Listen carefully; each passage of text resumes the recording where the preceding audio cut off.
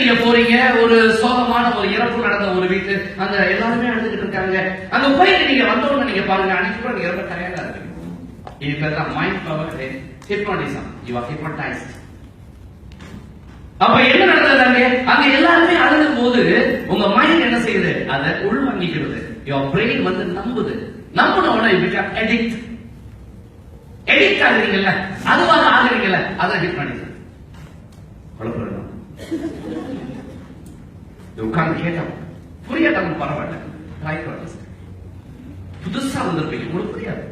என்ன very new, இந்த மாதிரி வார்த்தைகள் கேட்டது கிடையாது.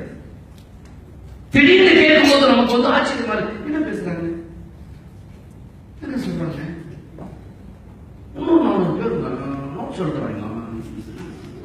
நமக்கு விளக்கல வச்சாங்க, எழுதணும். இதுல என்ன தெரியுது?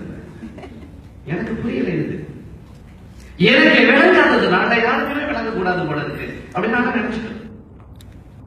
ஆக வாழ்க்கையில வந்து எதையெல்லாம் நீங்க தொடர்ச்சியாக செய்துகிட்டே இருக்கிறீங்களோ உங்களுக்குள்ள நடந்துகிட்டே இருக்கும். நான் ஒரு பாட்டை கேட்கும் போதெல்லாம் எனக்கு ரொம்ப சோகமாயிருக்கும் சார்.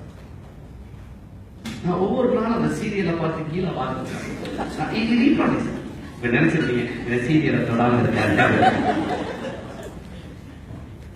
வாழ்க்கையில வந்து நிறைய விஷயங்கள் நம்ம வாழ்க்கையோட இருக்கு.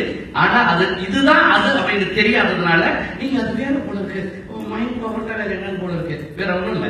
எதையெல்லாம் நீங்க கேட்டுக்கிட்டு இருக்கிறீங்களோ, எதையெல்லாம் நீங்க நினைச்சுக்கிட்டு இருக்கிறீங்களோ, எதெல்லாம் உங்களுக்கு நடந்துகிட்டு இருக்கோ, அதுக்கு பேர் மைண்ட் பவர் அண்ட் ஹிப்னாட்டிசம். இதெல்லாம் புரிஞ்சு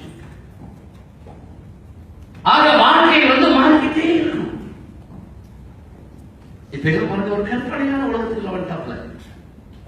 ஓகே போனோம் பார்க்கவே இல்லை பாருங்க. அதுல போய் போறோம். சிங்கப்பூர்ல 3000 பேர் ஒன்னா கூடியிருக்காங்க ஒரு இடத்துல. அதுல 4 பேர் அணுகுல வேற விழுந்தாங்க. எதுக்கு வேற பையன் இது கூட தான் வந்துட போறாங்க. பொக்கே மலையா தலையை வைக்கணுமா? பயமா இருக்கு. வீட்டுக்கு வெளியில பூந்து வாங்க, பெட்ரூம் வந்து நின்றாங்க.